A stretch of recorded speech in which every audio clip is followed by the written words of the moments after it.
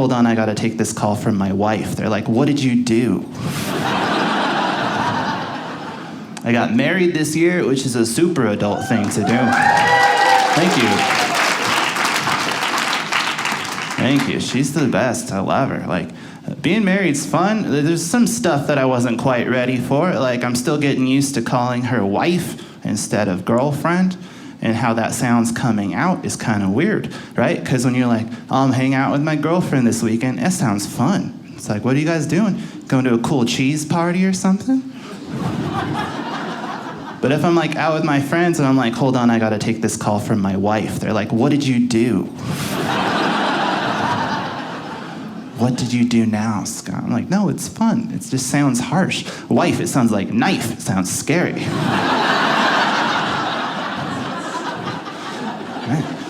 It's such a hard word. It's a hard word.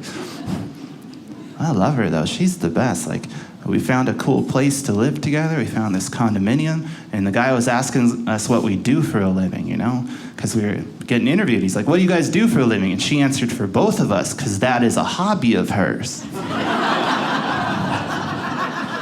know?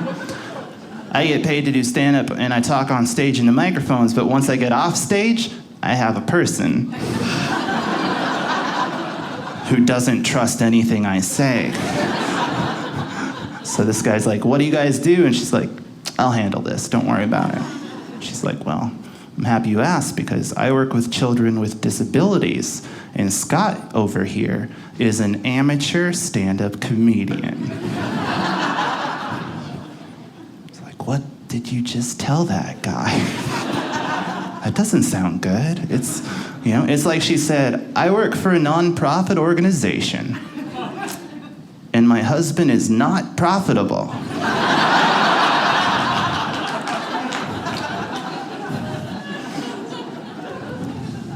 So if you give us this condo, I'll pay you with real adult money, and he'll pay you in dreams, or whatever he has. You guys can watch skateboard videos together when I'm at work. But that's just cruel, right? It's mean of her to do that, because when I introduce her to people, I don't say the thing that she does that she loves to do, but doesn't make a lot of money doing, you know? I'm not like, hey, I'm Scott. I'm a stand-up comedian, and this is Janelle. She knits these screwed up scarves sometimes.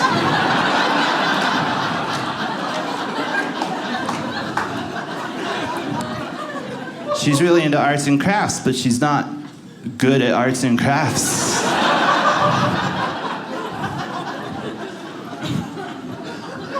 At all. She's been working on this one scarf for like 2 years. She should throw in the towel, but she can't make one.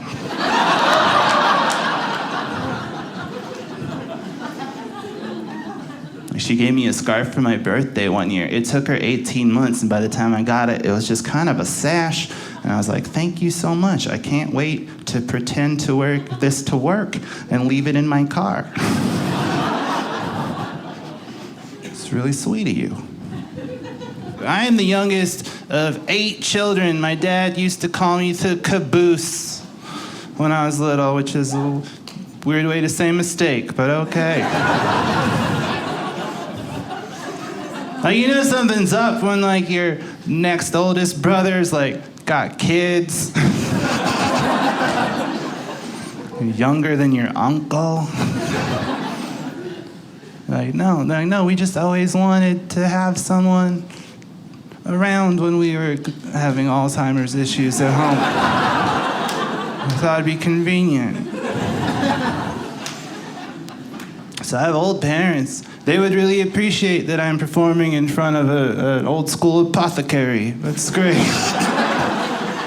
I'm living the dream, Dad. I did it. I told you. One day I'd be in Provo in front of a pharmacy set.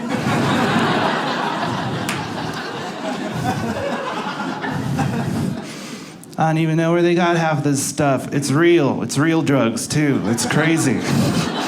They're dedicated to reality on this. I'm 37 years old. When I was 20, and when I turned 20, I was diagnosed with epilepsy, which is a real horrible birthday present to get.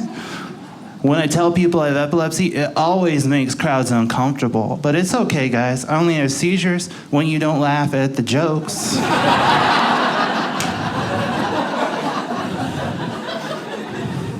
So maybe think about that. My safety is in your hands.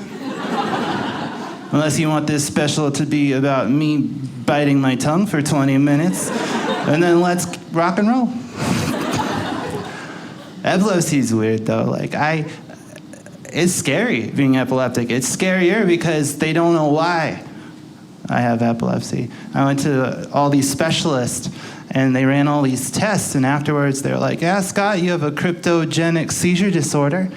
And I was like, what does that mean? It means that after being tested, my doctor just sent me a shrug emoji.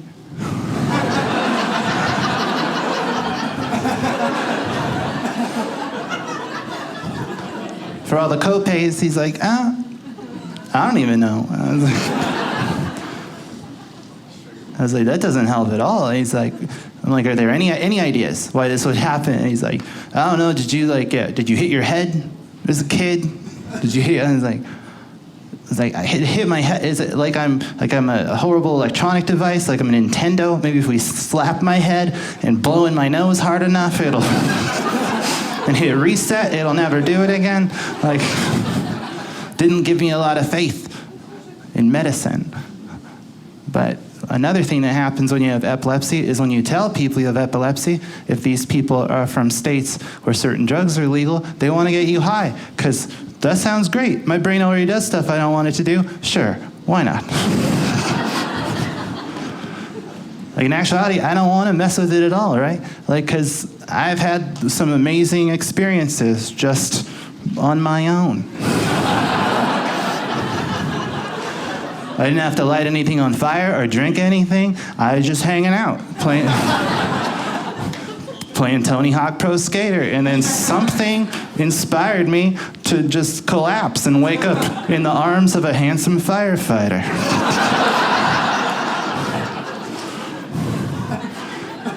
And then that man asked me who the president was, and I said Bill Clinton, and this was 3 years ago. Something was wrong, but I was really into it. And he just went with it. He's like, that is totally a president's name. Your brain's not that bad.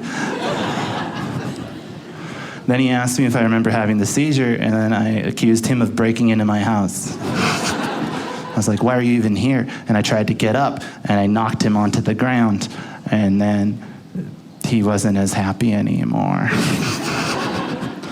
So I've ended up in the hospital several times, not knowing what day it was. I'm just saying, you should all get epilepsy. It's super cool. It's good to be here. You can tell I'm a real high energy dude. Really excitable. I'm 37, but I look a lot younger. I look like I used to be able to kick flip. I get it. It's like, I bet he skateboarded, but he just never gave up the dreams. And now he wears that still. And he forgot to get a haircut before the special, so he kind of has this Bieber thing going. And I appreciate it. It's good. I have a hand tattoo, which you may have noticed. I got a bird on my hand. If you want people to ask you about a decision you've made every day for the rest of your life,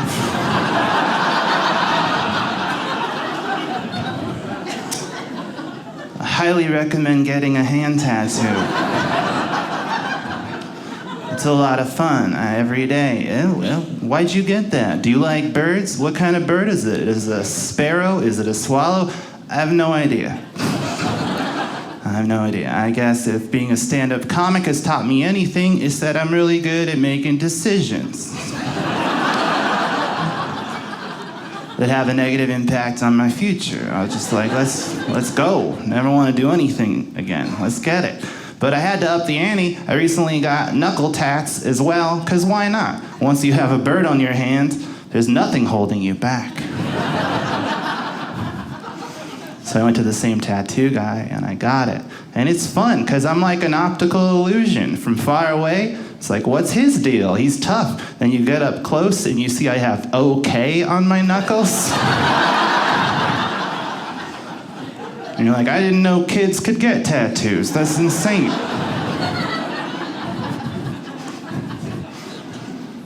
He must be part of the chillest biker gang ever. Just like, okay. Whatever you want. But I like tattoos. It's a cool personal reflection of who I am. But some people judge people for tattoos. They're like, oh, they're a criminal or something. What you should really think when you see someone with tattoos is, that dude has so much extra income to spend on tattoos. I bet he's got a financial advisor. I should talk to that person. He paid someone $120 an hour to tattoo a cat on his leg. He must have insights into stocks. I don't know, tattoos are fun. I live in Seattle, Washington. It's a fun place to live. There's a crosswalk by my house in Seattle. When you push the button to cross, it talks to you. And it says, wait, wait, wait. I'm always like, thanks a lot, crosswalk. I wouldn't have done that without you. I appreciate it. You know, but people jaywalk there all the time. You know, they need to make the message more serious if they want to make an impact. You know, like, wait, wait. Cars are heavy. Wait. Wait. They'll kill you. Wait. Wait. Death is forever. Wait. Wait. When you die, you don't know where you're going. Wait. Who knows what'll happen? Wait. Wait, well, we kind of know what will happen. You know your next door neighbor, Steve? He's always looking at your wife funny. When you get hit by that car, she's gonna marry that dude. Wait. Wait, Steve is more understanding and a better listener than you are. Wait. Wait, Steve loves Gilmore Girls. Wait. Wait, Steve's so much better than you in every way. Don't go. Wait. Wait, it's an oddly specific crosswalk signal, geared mostly to me, but I think you get the point. It's gonna save life. Just one. Thank you.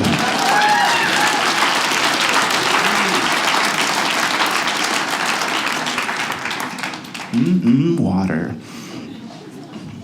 I get really excited about it.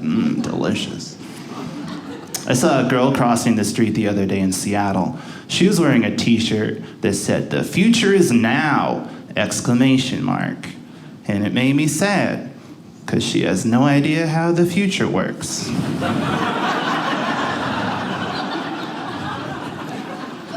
That's the only thing the future isn't.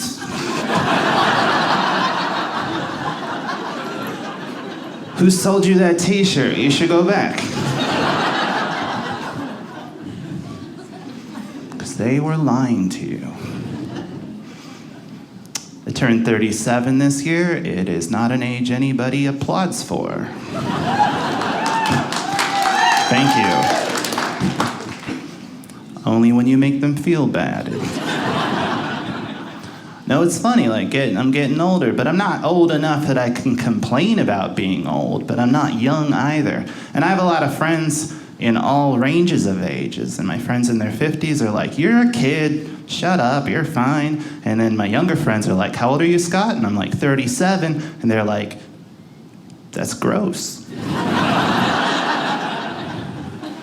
So I'm just alone in a bubble of 37 with my own thoughts and my own pains, and I can't complain to anybody about my back pain because there's someone below me who thinks I'm disgusting, and there's someone above me who probably also thinks I'm disgusting. So I'm just alone. I'm gonna have to put out like a Craigslist ad, or I'm like, "Hey, were you born in 1980? Do you like earlier Green Day albums?" Can I talk to you about my irritable bowel syndrome?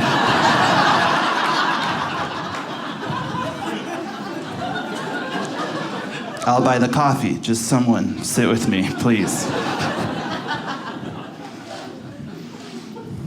But I know I'm an adult, you know? I know I can feel it. I can feel it. I just can't grow a mustache, so it's hard. Like, I can't express it to the world by mustache. I get so jealous when I see a guy with a beard, because I'm like, oh, I have no idea how old he is. I wish I had that power. You can also, if you have a beard, you can get fatter. People don't even care. They're just like, that's cool.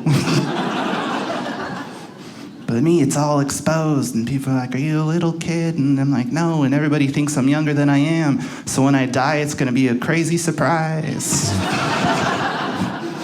Be like, I thought he was 24. No, much older. Like, I was gonna grow a 5 o'clock shadow for this show, but I would have had to start 5 days ago.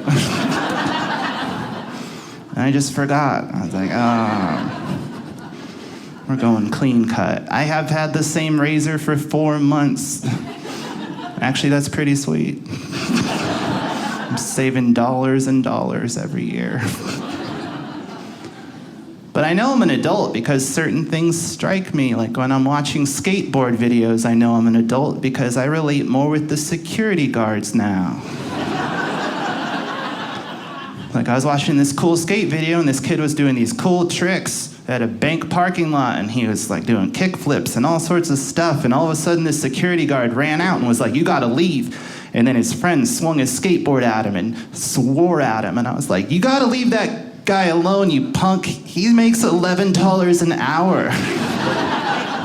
There's also some serious insurance liability issues here that you don't even understand.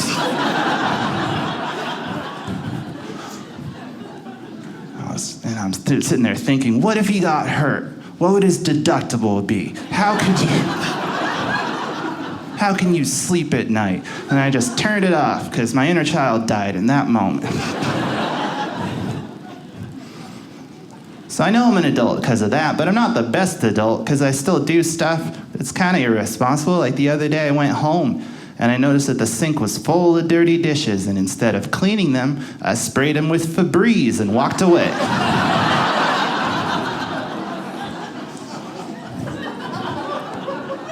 It's the best, man. Like, you smell like vanilla latte now. I'm out. Like, Febreze is my product. Febreze is not a product for clean people. If you've seen their commercials, you'll understand. Like, if you had a clean house, you'd use Lysol, but you have Febreze because you just want your rotting stuff to smell like flowers. And their commercials are confusing because you can't imagine who would possibly want to sign up to be in a Febreze commercial, because it's always like, hey, we need an actor 18 to 35 years old. We are going to blindfold you and bring you into a room. We're not going to tell you what's happening. But somebody's like, I'd love to do that. And then they parade them out into a room, and it's just full of rotting stuff, and they take the blindfold off, and they're like, oh man, it smells like lavender. I love it. Can I move here? And that's not the appropriate response for that. You should call the police if that ever happens to you. But when you move in with somebody, you find out stuff about them you didn't know before, like things that they like. Like my wife loves game night, and I hate game night. Game night sounds fun. It's not. I can't stand it. Other people coming over, it's horrible. Games, worse, gross.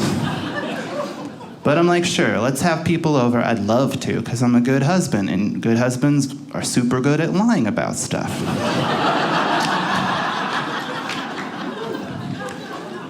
So we had some friends over recently for game night, and I took it upon myself to take charge and ask them what kind of games they like, and I took out a variety of games. But on top of the games was Mad Libs, and my friend's wife saw it and was like, oh, Mad Libs, I love Mad Libs, let's do Mad Libs.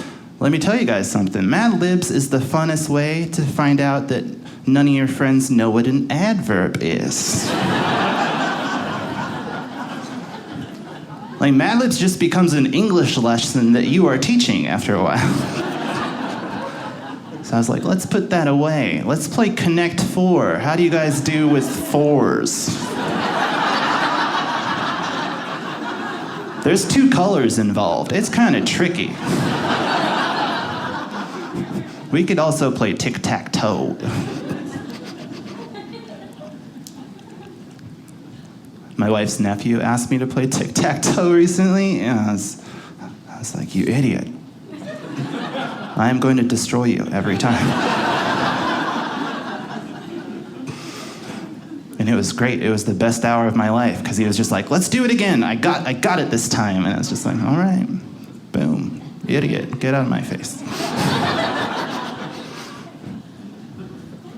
Do you want to play Connect 4? No, I bet you can't even count to 4. Count. That's not a word. That's going in the special.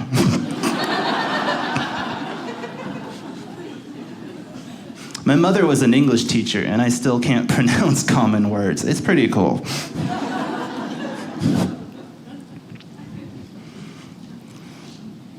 No, but living with my wife is fun. I love being married.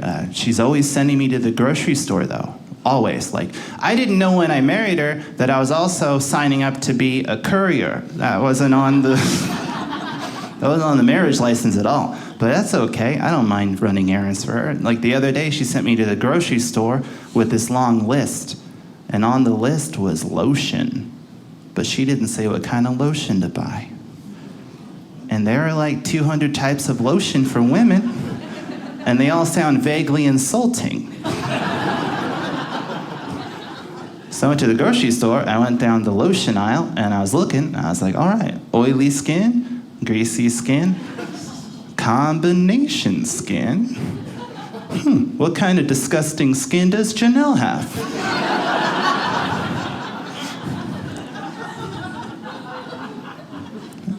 It was like she sent me to the grocery store to purchase an argument.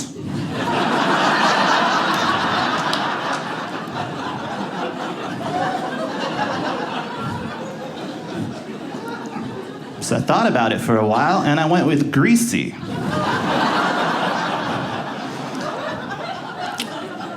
Brought it home. Should have gone with sensitive.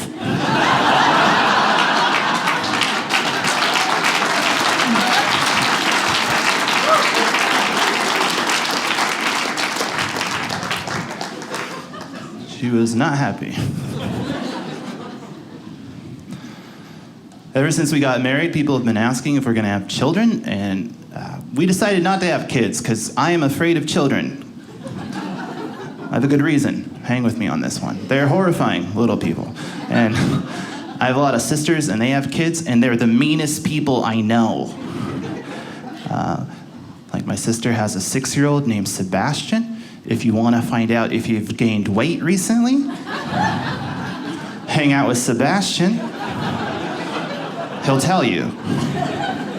The other day I was hanging out with Sebastian, and he walked up to me and he punched me in the stomach, and he goes, "Uncle Scott, are you pregnant or what?"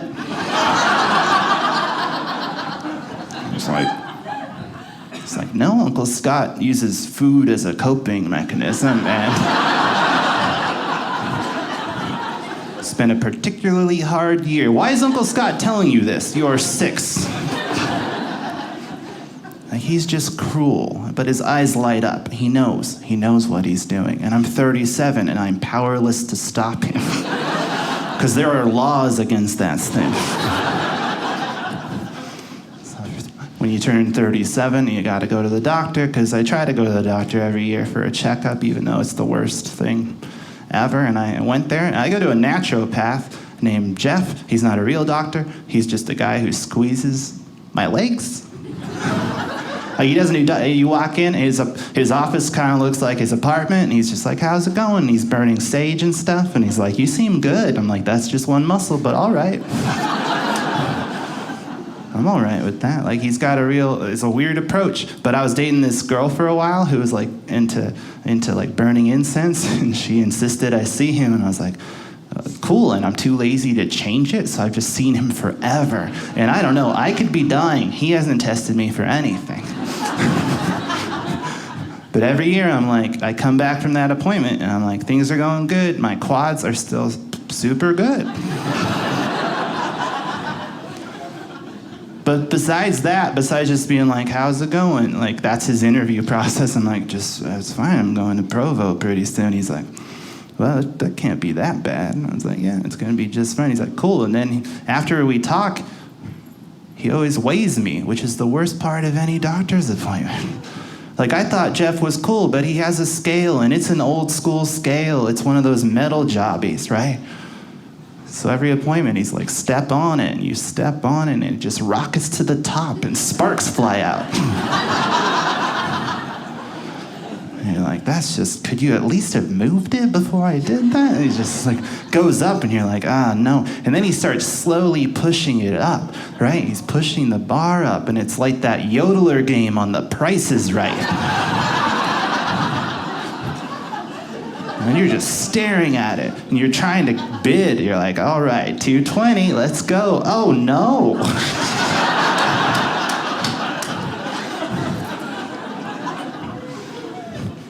That's not the weight I put on my driver's license at all. It's way off. So last time I saw him, he weighed me, and then after he weighed me, he's like, you seem pretty healthy, but you could stand to lose a little weight. And I was like, yeah, I know, Sebastian told me that already. I didn't even have to pay him $25. I could have just not come in. He's like, yeah, you should try to lose some weight. But I mean, that's the thing. I've been trying, I've been working out, but I'm not the most athletic person, guys. Like, if it wasn't for deodorant, I wouldn't even know what sport smells like.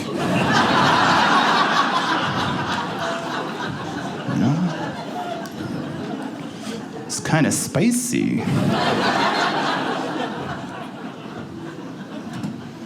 It's been hard.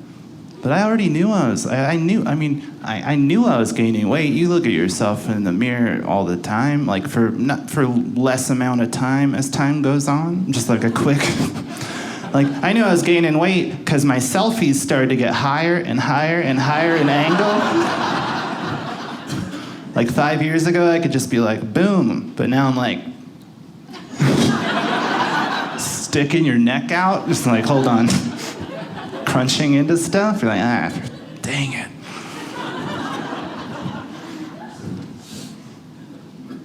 Like, I knew I was gaining weight because one day I looked in the mirror and I realized I was starting to look like the kind of girls I used to date.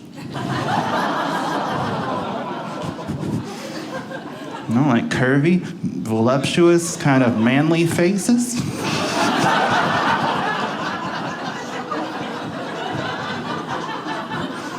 You guys need to calm down. Everybody has their type. I have mine, you have yours.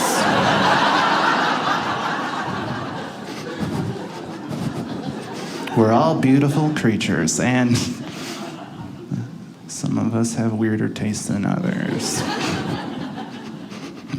But I've been trying, man. I went to the gym. I was trying to lift weights. You know, at the gym they call weights free weights, but I tried to take some home from 24-Hour Fitness, and they called the cops. Free weights aren't free at all, guys. Free weights cost 80 hours of community service. And they call the cops, and you run away from the cops, and that's cardio, so your membership is still totally worth it. I had to get my license renewed recently, which is always a treat. I went to the DMV. I was sitting there for 20, 30 minutes just thinking about stuff. And I was looking up, and I noticed there's a sign at the DMV. There's a sign that says, it is a felony to threaten a DMV employee, right? That means at one point in time, those guys had a meeting where they had to decide whether they were going to improve customer service or make it illegal for you to be unhappy.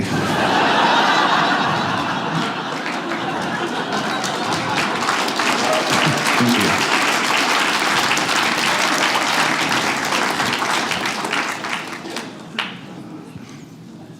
And they were like, forget it, man. Make those signs. That sounds way easier. What I'm trying to say is I have a felony offense that's DMV related. It's hard. I ride the bus a lot of places, but the bus gets kind of boring, so I try to have fun on the bus. Like, whenever somebody sits next to me on the bus and falls asleep, I like to nudge him real hard and ask him questions. You know, like, hey man, think we're gonna make this jump?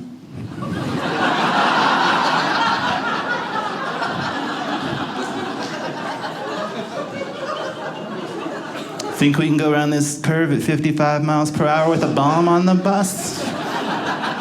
What's your favorite Keanu Reeves movie?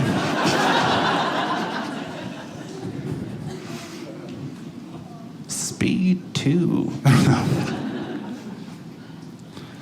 I got an email from my doctor the other day. I was really excited because he diagnosed me with polar bear disorder. Super excited. And then I reread the email and he said, I think you might have bipolar disorder. Oh, I went from being real excited to real sad super fast.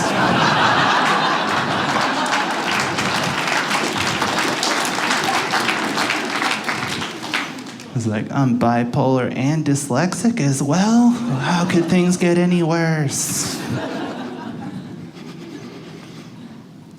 I watch a lot of TV on the road, and I love Food Network. It's my favorite. There's a show, give it up for Food Network. They're not...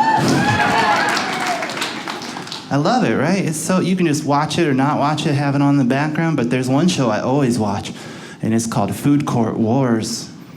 Sounds pretty heavy. If you don't know what it's about, there are two teams, and they are competing to win a food court restaurant, like in a mall. I know, that sounds like punishment for losing another Food Network show. It's like, hey, Steve, sorry you lost Chopped. Now you own a Sbarro. It's like, no, they told me this might happen.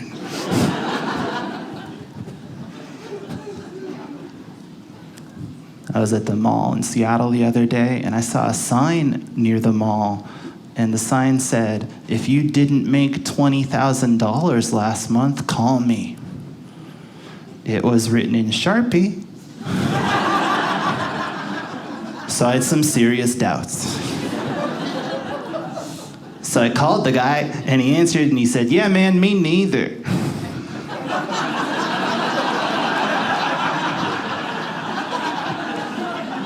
Just sad and lonely, wanted people to talk to.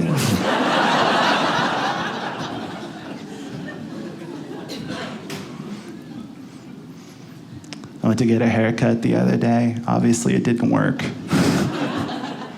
I went to this like rock and roll barber, right? Because I like my haircuts to be expensive and intimidating at the same time. So I went in and I sat down in the chair, and the first thing the barber asked me was if I wanted them to cut off my widow's peak. He's like, we can cut off your widow's peak. And I was like, I asked him if it would erase the pain of my husband's death.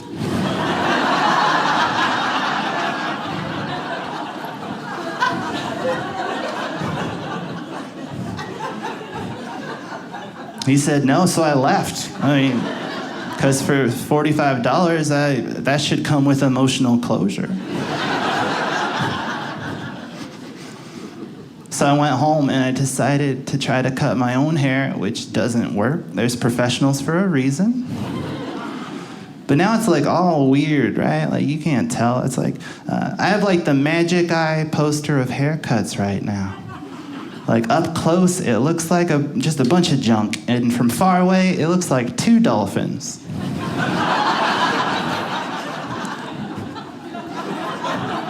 I like that joke just because it like separates people into groups. It's like people who know what Magic Eye posters are and are older, and people who are like, what are you even talking about? And that's how I like to separate my crowds. Not by gender, not by age, just by like specific knowledge of something I'll explain to you. If you don't know what that is, all you need to know is that there's a time in American history where if you were to go to the mall, instead of a fidget spinner kiosk, there would be a guy selling posters. And you couldn't see what was on these posters unless you looked at them cross-eyed. And we all thought that was perfectly okay.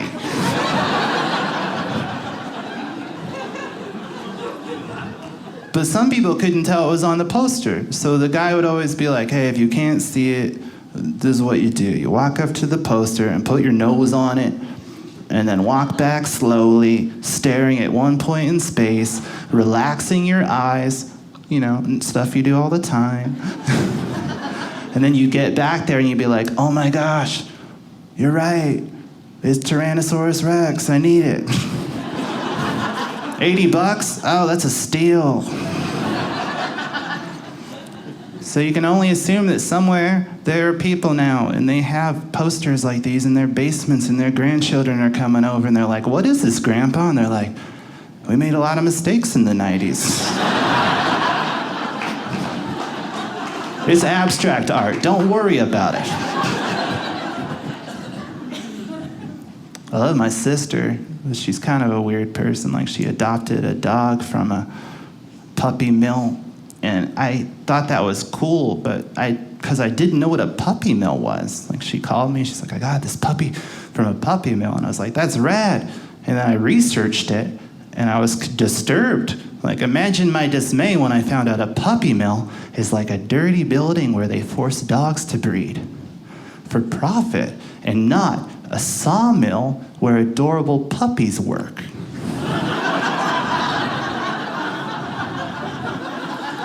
Because when she first told me, I was like, that sounds cool. Like 2 yellow labs wearing flannels with an axe just chopping wood all day, and you show up and you're like, you don't have to do that job anymore. Let's go.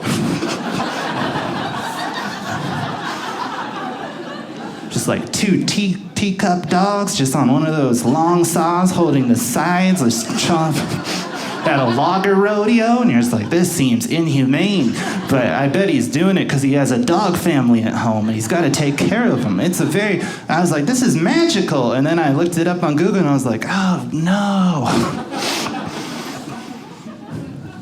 You shouldn't get dogs from puppy mills. So when I went and got my own dog, I got my first dog when I was 34, because that's when I decided I was responsible enough.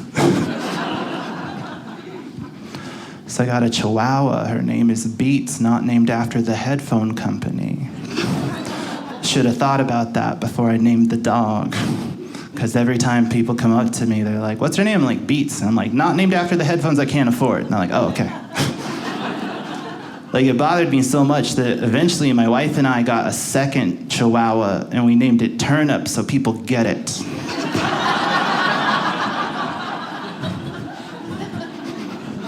They're like, that's genius. But my dogs are rescues, and when you tell people that you have rescue dogs, a lot of times they're like, oh, that's so great, that's so wonderful. As if I didn't just go somewhere and find the least broken dog and pay $150 for it. Like, I like it though. Rescue sounds cool. It sounds like I broke into an ISIS training camp and they just had Chihuahuas everywhere. And there was just guys, and they had AK-47s, and I was like, get out of here, give me that Chihuahua, and I ran off with it. And we got on a cargo plane and flew over Washington State, and we both jumped out with our packs, and we just parachuted into my house, and we're like, we did. But it wasn't like that. I wrote a check. But I still hope people think I'm a hero. Because Chihuahuas are weird dogs to have. Like, people are always asking me questions about my dogs, but I live in Seattle, so they ask weird questions. They're always like, hey, what's your dog's name? Like, Beats and Turnip. They're like, that's cool. Do your dogs have wellness plans? Like, nah, they don't have 401ks either. I didn't get them medical, dental, vision. I looked it up on Wikipedia, and they're going to live 15 years, so I'm thinking we're going to risk it.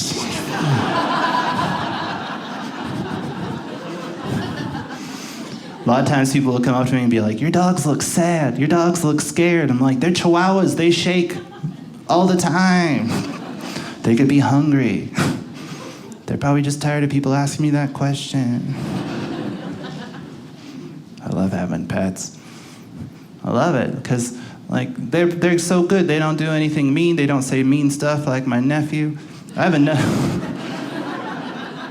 They haven't called me fat yet, unless when they get on me and like touch, maybe they're being rude. But I just, oh no, I'm reconsidering everything.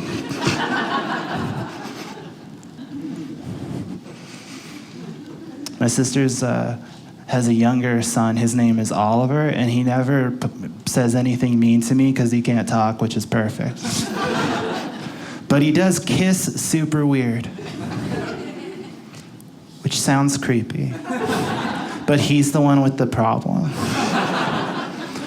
Like, if you've ever been kissed by a toddler before, you'll understand it's scary because they come at you and their mouths are open and their lips are wet and cold.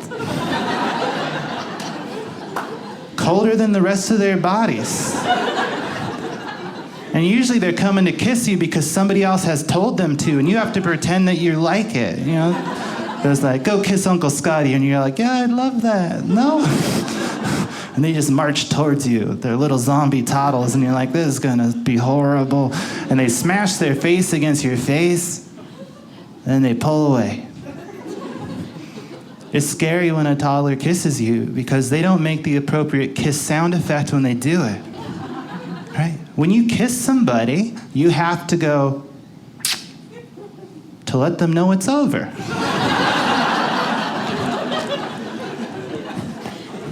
That's the official sign. It's the sign. It's so you're like, oh, I agree, we're done. Toddlers don't do that. It's horrifying. People don't always believe me when I say that, and that's cool. After the show, go home and kiss your wife, kiss your husband, passionately on the lips, and slip them the tongue. Just work it. And then pull away.